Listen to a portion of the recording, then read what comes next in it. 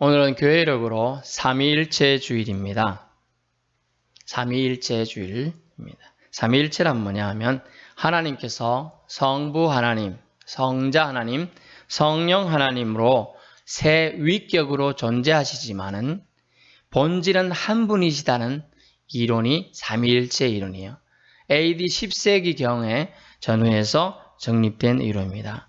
이 이론은 예수 그리스도가 계시하시는, 즉 예수 그리스도를 통하여 보여주시는 성부 하나님, 성자 하나님, 성령 하나님이 나타나져 있죠. 예수 그리스도가 어떻게 계시하셨죠?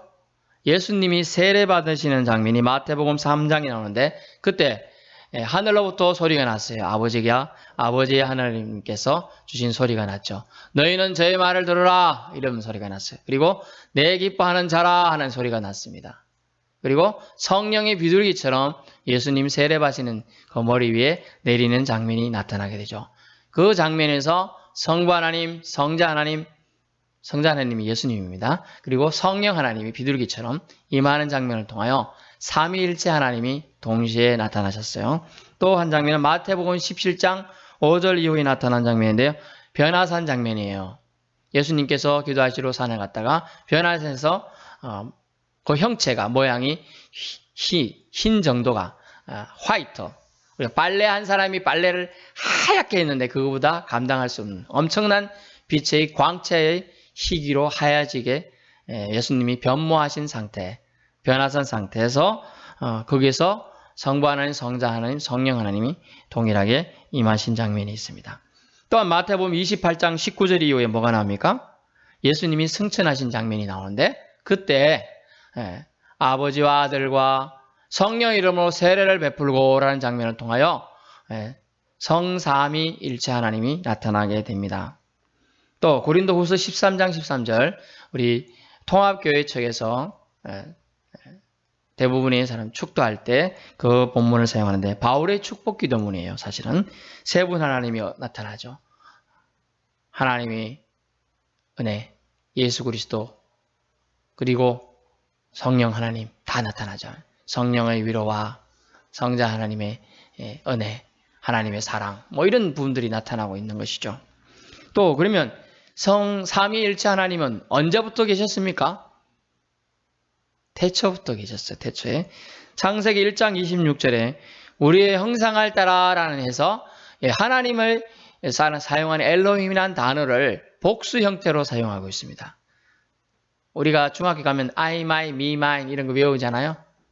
중학교 안 들어가시면 모르겠지만 그래서 영어 공부할 때 I, 나다, 나의 복수형은 뭐죠? 아시면서 위잖아. 위. 우리가 되는 거예요. 또 뭐 our라고도 할 수는 있죠. 어쨌든 뭐 붙이기 나름이지만 어쨌든 우리라고 사용했다는 게 복수 형태예요. 그리고 우리가 3인칭 단수 현재형 이런 거 할 때 he, play, 뭐 베이스볼 이런 말을 했습니다. 또 바스켓볼 했습니다. 그거는 바스켓볼 농구를 한다 할 때 S 붙여야 돼, 안 해야 된다 뭐 이런 거 갖고 공부했잖아요. 복수 형태는 안 붙이고 단수형인데 붙여야 한다. He plays basketball. 뭐 이렇게 해야 된다는 거죠. 복수 형태와 단수 형태의 차이가 있듯이 우리 하나님은 본질은 한 분이신데 세 위격으로 성부 하나님. 저는 늘 아버지가 좀 엄격하셨던 환경에 살았다 보니까 좀 어려워요. 성부 하나님은. 성자 하나님, 예수님은 친구 같아요. 같이 대신 십자가도 지시시고 얼마나 좋아요. 그래서 성령 하나님은 꼭 엄마 같아. 아이고 아버지한테 무진장 혼나고 나면 그때 우리 때는 부지깽이가 무서웠어요. 부지깽이로 막 때려가지고 제가 여기에 쑥 들어갔는데 혹불이 맞아가지고 혹불이 나면 원래 티 나와야 되는데 오히려 나중에 들어가더라고요 여기가. 그리고 지금 여기가 쑥 들어가 있어요 저는. 그런데 아버지한테 혼나고 이제 맞을 때 엄마는 이제 옆에서 성령 하나님처럼 말려주고 막 이랬던 기억이 나는데요. 성부 하나님, 성자 하나님, 성령 하나님은 하나님으로서 우리에게 존재하게 되는. 근데 우리가 일반 성도들이 성부 하나님, 성자 하나님, 성령 하나님 뭐 크게 의미가 있나요? 대부분은 믿지 않는 사람들은 아무 의미 없다고 생각해요. 믿는 신자들은 약간의 차이를 두지만 큰 차이는 사실은 없습니다. 왜냐하면 성부 하나님이나 성자 하나님이나 성령 하나님이나 우리에게 주시고자 하는 메시지는 한 가지예요. 오늘 이것만 기억하고 가셔도 되겠습니다. 뭐냐면 내가 너희와 함께 있고 싶어 한단다 라는 거예요. 내가 너희와 함께 있고 싶어서 때로는 성부 하나님으로 때로는 성자 하나님으로 성령 하나님으로 너희들에게 인식되고 있지만 나는 너희가 섬겨야 될 또한 너희를 사랑하는 유일한 하나님이다 라고 말하고요. 신명기 6장 4절 5절에서 쉐마 말씀이죠. 이스라엘아 들으라.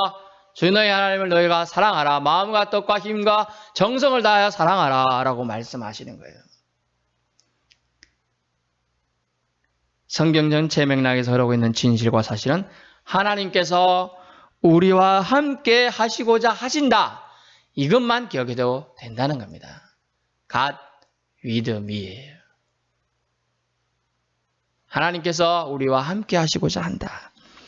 그것을 기억해야 한다는 거죠.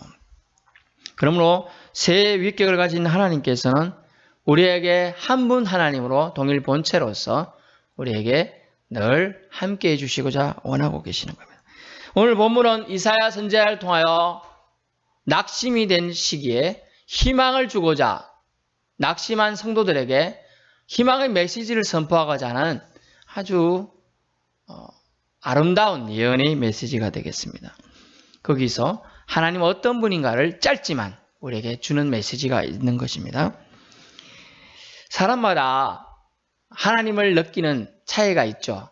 어떤 사람은 좀 두려운 하나님으로 자기는 날마다 죄를 지어서 나는 하나님 앞에 설 수 없습니다. 부끄럽습니다. 이런 사람도 있을 것이고 하나님의 위로와 사랑으로 하나님을 생각하면 눈물이 주르르 흐르면서 기쁨이 생기는 사람도 있을 거라는 거죠. 사람마다 자기가 체험한 하나님을 믿게 돼 있어요. 사실은. 어떻게 보면 약간은 편협할 수도 있겠지만요. 제가 만난 하나님은 어떤 하나님이라고 전해드렸어요? 제가 만난 하나님은 신실하신 하나님이었어요. 어떤 상황 속에서도 절대로 결코 난 널 모른다고 하지 않으신 신실하신 하나님. 기도했을 때 극한의 상황 속에서도 하나님은 응답하셨다는 거예요. 신실하시다. 여러분이 북극 지방에 있다고 생각해 보십시오. 하필 길을 걸어가다가 영하 18도가 되는데도 물이 녹아 있는 데가 있다고 생각해 보시죠. 그게 발이 빠졌습니다. 엄청 시원하겠습니까? 아니면 발이 열 정도의 동상이 걸릴 정도의 고통이 있겠습니까? 고통이 있겠죠. 그때 필요한 건 뭡니까? 안 젖은 신발이나 그리고 양말이 필요한 거예요. 보온할 수 있는 것이. 그런 상황을 여러분은 언제 겪어보셨나요? 위기의 상황 속에서 우리가 부를 때 주님이 응답하는 그것이 신실하신 하나님이라는 거예요. 그런 하나님을 이사야는 오늘 우리에게 소개해 주고자 하는 거예요. 오늘 말씀 속에서 이사야가 말씀을 전해주는 걸 찾아보고자 하는 것입니다. 여러분 2차 세계대전이 전쟁이 있었다는 걸 우리 역사책에서 배워서 알고 있습니다. 또 그 시기를 통과하신 분도 여기 계시는데요. 그때 인간에게 가장 무서운 질병이 있었다고 합니다. 물론 총칼에 의해서 대포에 의해서 많은 사람이 희생되고 죽었습니다. 하지만 더 많은 사람을 죽음에 이르게 한 질병이 있었는데 무엇인 줄 아십니까? 그것이 바로 낙심이란 질병이었어요. 희망이 없다. 내가 이 감옥에서 탈출할 방법이 없구나. 이 포로 수용소에서 그냥 죽겠구나. 이렇게 했던 사람들은 그냥 힘없이 희말이 없이 죽어갔다는 거예요. 아무 병이 없는데도요. 심지어 유태인들만 수용했는데 어떻게 했다고요? 독일인들이 전 세계 방송이 나가는데 자기들이 어찌 생각할지 모르지만 독일인들이 그 당시에 유태인들을 한 곳에 포로 수용소에 서놓고 매일매일 사람들을 이제 가스실이나 이렇게 보냈다고 합니다. 그런데 여러분은 가스실 안 들어가 봤잖아요. 저는 이제 군대에서 체험적으로 들어가 와서 심히 고통스럽습니다. 거의 콧물, 눈물, 뭐 입에서 막 거품 막 다 납니다. 그런데 우리는 시간이 제한되어 있죠. 30초 뭐 이렇게 제한되어 있으니까 견디고 나옵니다. 나오면 막 사람이 아니에요. 그렇지만 그러다가 거기서 유태인들을 그런 식으로 학살했는데요. 그 놓는 순서를 어떻게 했느냐. 얼굴을 봤을 때 그날따라 쟤는 죽어도 될 처럼 희마리가 없는 애들은 다 뽑아갔다는 거야. 그런데 유태인들 중에 똑똑한 사람은 어떻게 했느냐. 내가 총기 있어 보여야 된다. 저들이 아침마다 점호를 합니다. 딱 할 때 눈을 땡그랗게 뜬다는 거죠. 위에 있는 썩은 동태는 줄 아는 게 아니라 땡그랗게 뜨고, 그 다음에 여러분 면도기를 주는 것도 아니잖아요. 포로들을 날카로운 유리병 같은 게 째진 거, 그거 조그마한 거 쪼가지고요. 그걸 다 면도를 한다는 거예요. 왜냐면 면도를 안 하면 어떻게 되죠? 남자들은 저것도 하루만 이렇게 되고요. 3일이면 이렇게 되거든요.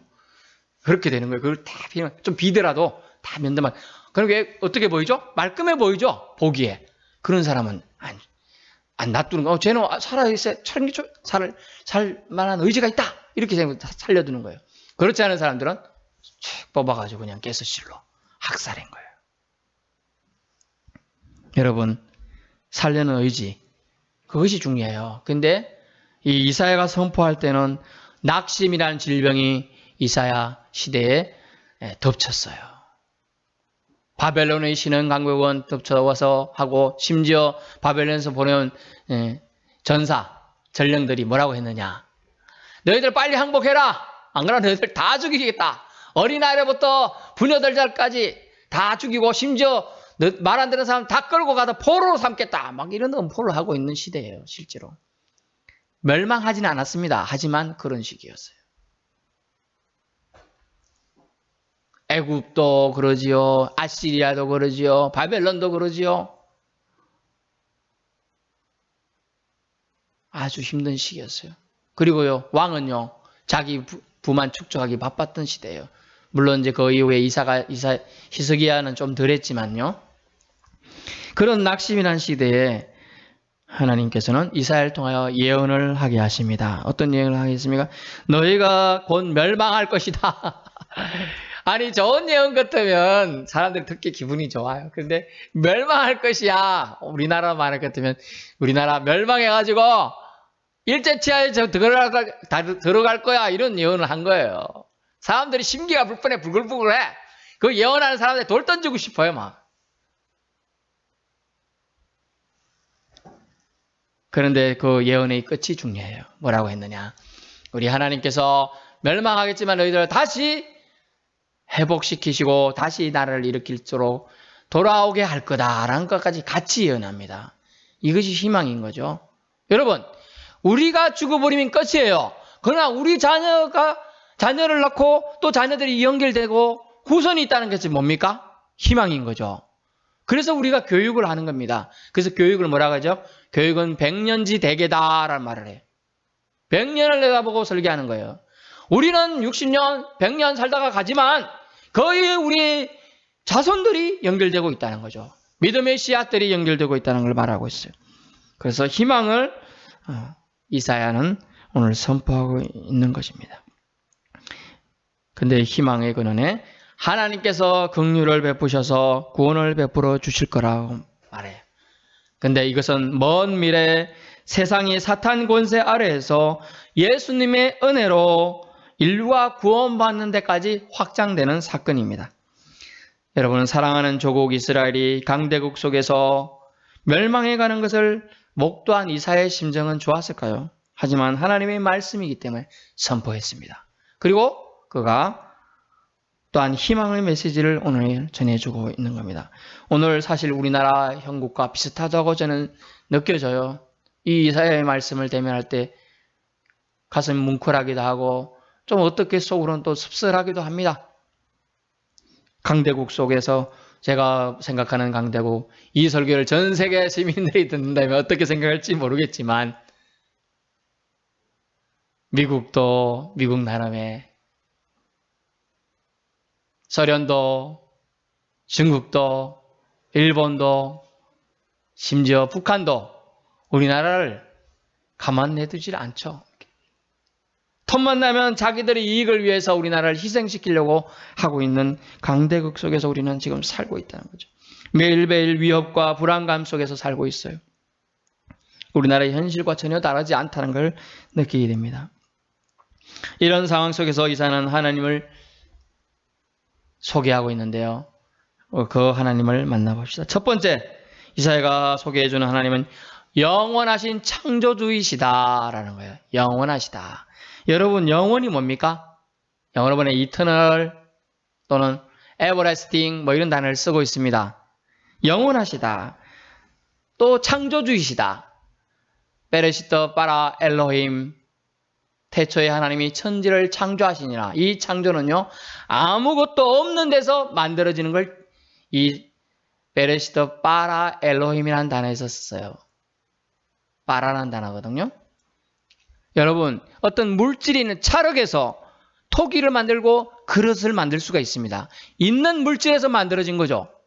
이때 쓰는 단어가 아니에요. 이 바라라는 단어는 아무것도 없는 데서 말씀으로 창조되는 걸 말하고 있어요. 그러므로 아무것도 없는 것에서 무에서 유를 만드실 수 있는 분이 바로 창조주가 아닙니까? 창조주라고 말씀하세요. 하나님께서 만물 창조를 통해 하나님은 참 하나님임을 증명해 주셨고 또한 나타내 주셨습니다. 26절 말씀을 오늘 봅니다. 너희는 눈을 높이 들어 누가 이 모든 것을 창조하였나 보라. 여러분, 낮에는 잘 안 보이냐? 밤에는 뭐가 보이죠? 별들이 많이 보여. 그 별 누가 만들었습니까? 하나님이 만드셨다는 걸 말하고, 또 주께서는 수요대로 만상을 이끌어내시고 그들의 이름을 부르시나니. 여러분, 길 가다 보면 지금 우리가 푸릇푸릇하게 뭘 볼 수가 있어요? 나무를 볼 수 있고 풀을 볼 수가 있잖아요. 여러분이 그 풀 하나 만들었어요? 아니죠. 저도 못 만들어요. 그러나 하나님이 만드신 거예요. 그 수요대로 만상을 만들었어요. 풀은 풀대로, 동물은 동물대로 다 필요 각각에 만들어 주셨다는 거죠. 그리고 중요한 건 여기 있습니다. 그들의 모든 이름을 부르시나니. 여러분, 어떤 때 이름을 부여하죠? 의미 있는 존재로 인정할 때 이름을 부여합니다. 너는 꽃이다. 너는 장미꽃이다. 너는 백합하다. 너는 이름 모르지만 들꽃이다. 너는 낙타다. 기린이다. 타조다. 너는 사자다. 곰이다. 표범이다. 이렇게 이름을 지어준다는 의미가 뭡니까?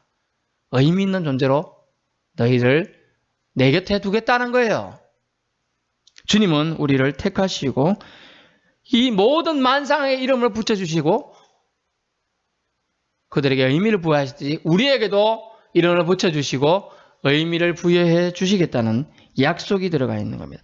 여러분, 우주 만물을 하나님이 만드셨습니다. 그 만드신 우주 만물에 만약 하나님께서 구속받는다면 그 우주 만물은 어떻게 될까요? 한순간도 제대로 운행되지 못하고 충돌과 사고와 폭발이 날 거예요. 26절 말씀에 주님께서는 이런 말씀을 하고 계시죠. 그의 권세가 크고 그의 능력이 강함으로 하나도 빠짐이 없다라고 말하고 있습니다. 여러분, 주님은 세상을 창조하시고 버려두시지 않았다는 거예요. 그래서 이름을 부여하신 거예요. 창조하신 만상을 살펴보시는 섭리의 하나님을 말씀해 주고 있어요. 여러분, 영원하신 하나님, 창조주 하나님, 시간을 초월하신다는 뜻이 영원하시다는 단어예요. 여러분, 우리는 시간이 묶여있죠. 태어나고 성장하고 청춘기를 보내다가 이제 늙어가고 나중에 또 때가 되면 하늘의 부름을 받게 되는데 시간을 초월할 수가 없어요. 그러나 하나님은 시간을 초월하여 존재하시며 존재해 오셨던 분임을 나타내는 말씀이 바로 영원하신 하나님이에요. 28절 보세요. 너는 알지 못하였느냐 듣지 못하였느냐 영원하신 하나님 여호와 땅끝까지 창조하신 이는 그 설명을 하고 피곤하지 않으시다. 곤비하지 않으시다. 명철이 한이 없으시다라고 하고 있어요. 여러분, 피곤하지 않는다 이 단어가 뭔지 아세요? 어떤 성경책에는 영어로 weary라는 단어를 쓰고 어떤 성경책은 paint라는 단어를 쓰고 있습니다. 어쨌든 간에 뭐 힘이 없다는 뜻으로 해석할 수는 있겠습니다. 근데 이 단어는 뭐냐면 우리가 달리기를 해보셨나요? 달리기. 걷기는 보통 자기 복폭에 맞춰서 이렇게 걸을 수가 있습니다. 근데 경보, 좀 빨리 걷잖아요. 달리기를 막 이렇게 뜁니다. 그러면요, 어느 순간에 숨이 찹니까? 안 찹니까? 이렇게 숨이 차요. 그런데 이 피곤하지 않는다. 이 단어는 우리가 숨이 찰 때 어떻게 하죠? 달리기 하다가 다 섰어요. 숨 차니까 어떻게 해요? 여러분은 숨을 안 차보셨네. 저는 숨을 차보니까 이렇게 고개를 숙이면서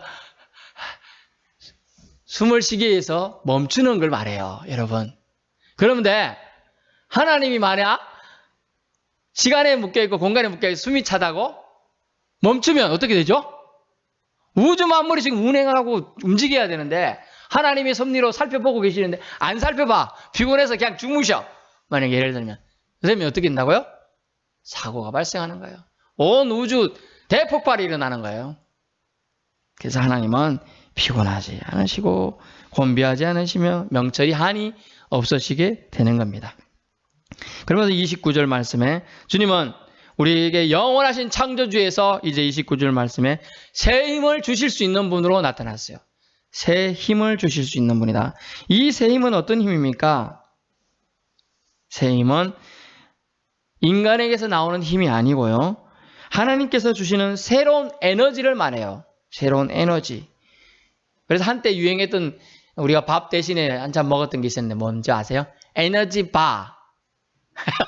에너지바. 저는 에너지바 그냥 자유시간 뭐 이런 것만 생각해 봤는데 에너지바 이런 것만 생각할 수 있을 것 같아요. 에너지바 같은 걸 먹으면 힘이 순간적으로 막 솟아나고 심지어 수능생들이나 공부하는 학생들이 갑자기 순간적인 지혜가 필요하다고 막 먹고 들어가고 이래가지고 과다 복용된다 막 이렇게 얘기까지 나오던 얘기예요. 에너지바. 그래서 새 힘을 주실 수 있는 분을 이 이사야가 오늘 소개하고 있는 거예요.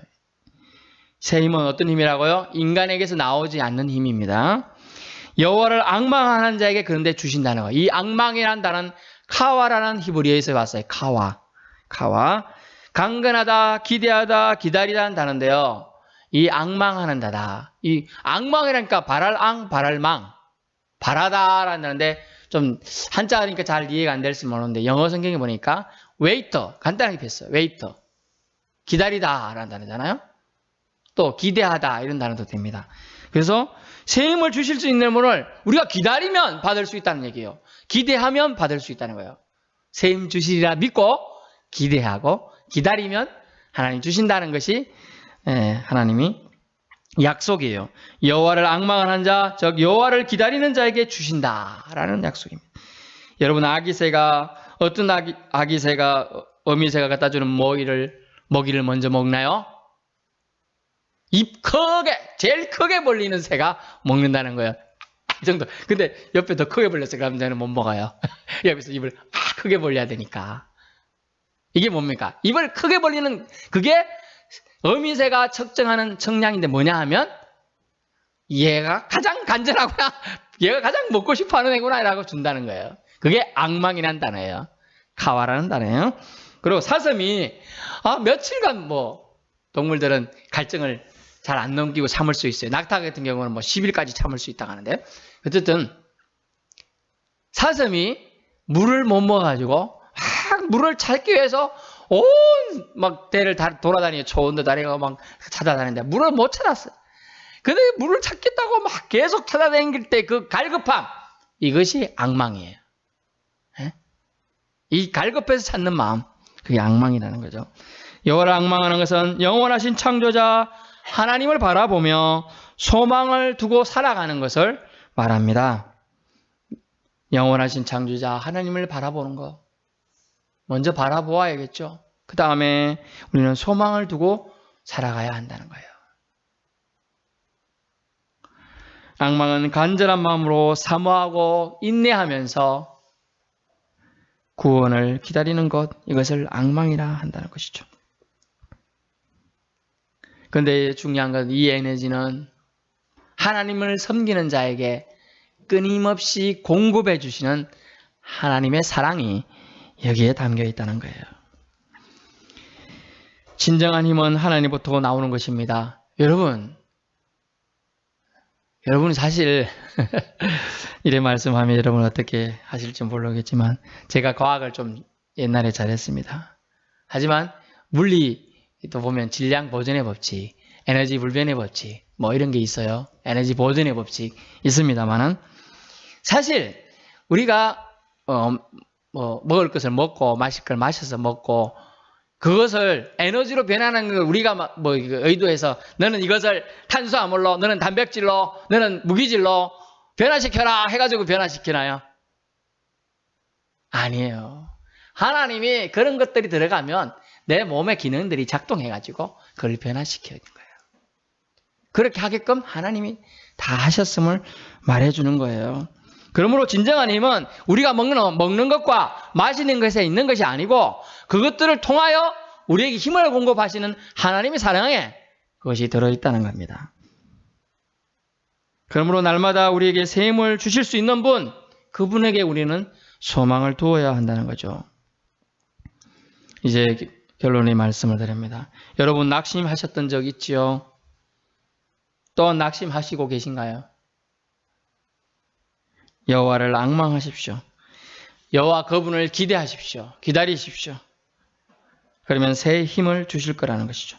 그분은 시간과 공간의 제약의 한계에 묶여 계시는 분이 아닙니다. 초월적 존재이심으로 우리는 그분을 의지할 수가 있어요. 그분은 영원히 계셔왔어요. 땅끝까지 지으신 분이에요. 모든 수요대로 만상을 지으시고 이름을 다 지어주신 분이에요. 인간처럼 육체의 연약과 유약함이 그분에게는 없습니다. 그러기에 우리는 하나님을 하나님 되게 부르고 하나님으로 섬겨야 한다는 거죠. 하나님, 하나님, 하나님. 우리는 사나 죽으나 자나 깨나 먹으나 안 먹으나 하나님, 하나님, 하나님을 의식하며 살아야 한다는 거죠. 라틴어로 코람 데오라는 단어를 씁니다. 항상 하나님이 우리와 함께 계시다는 의식을 가져야 돼요. 내가 너희와 항상 함께 있기를 원하노라 하고 예수님을 이 땅에 하나님께서는 보내주셨고요. 또 예수님 부활승천하시면서 함께 있고 싶어서 또 다른 보혜사인 성령님을 이 땅에 보내주신 거예요. 그러므로 저와 여러분은 하나님, 성부 하나님, 하나님, 성자 하나님, 하나님, 성령 하나님을 인식하고 인정하고 그분에게 도움을 구하는 지혜가 있어야 될 줄로 믿습니다. 그러면 주 하나님께서 우리를 넘지 못할 산이 있거든 그것을 넘어설 수 있는 힘을, 새 힘을, 독수리가 날개치며 올라가는 힘을 주신다는 걸 말씀해 주고 있어요. 31절 말씀입니다. 오직 여호와를 앙망하는 자는 새 힘을 얻으리니 독수리가 날개치며 올라감 같을 것이요 다른 박제라 해도 곤비하지 아니하겠고 예전 성경에 보니까 자빠지지 아니하겠고 걸어가도 피곤하지 아니하리라. 핏절되어 피곤하지 아니하 이 말은 쓰러지지 아니하리라. 주저앉지 아니하리라. 이렇게 얘기하고 있는 거예요. 그러므로 이사야가 선포하는 메시지는 뭡니까? 너희에게 희망이 있다. 그 희망은 하나님, 하나님, 하나님이 너희에게 있음을 너희는 알아야 한다라고 말씀해 주는 것입니다. 기도하겠습니다.